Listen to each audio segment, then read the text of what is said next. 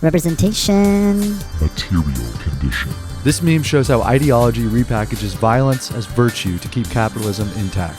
And this is visualized using Marx's idea of the base and the superstructure. The glamorous images of girl boss soldiers being the superstructure that exists to mask and justify the underlying reality of war, which is the base.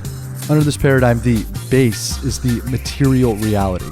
That is, what is physically real. The stuff that actually exists and happens in the world. In the meme, that's the explosions and destruction of Middle Easterners. Material reality is the stuff that really matters. In order to distract us from this awful material reality, those in power erect a superstructure on top of that base that controls its representation to the world. The superstructure is the PR spin, the narrative, images, videos, etc. Marx's entire philosophy is built on this split. He believed most of the world lives surrounded by representations crafted by this superstructure, or ideas shaped by those in power, while the actual truth lies in the material conditions underneath the superstructure. So who's working, who's dying, who's profiting, who's suffering? And this all applies to more than just covering up the atrocities of war or extreme poverty. We see this dynamic play out in virtually every aspect of our politics in America. The Democrat superstructure is built on vague ideas of morality and culture.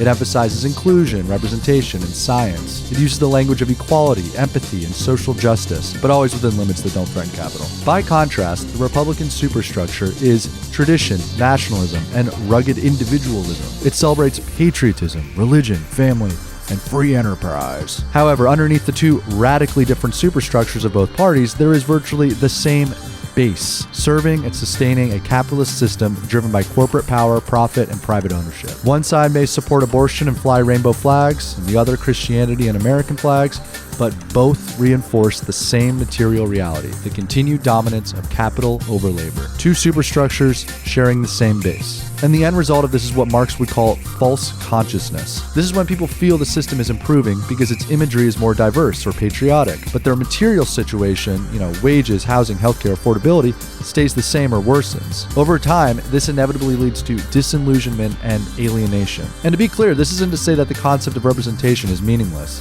It's that in capitalism, representation is used to absorb real demands for structural change into a symbolic gesture that leaves the base, which is inflicting the real harm, fully intact. So once we see the disparity between what's shown in the superstructure versus what exists in the material base, then our consciousness can shift from false to true, from idealism to materialism.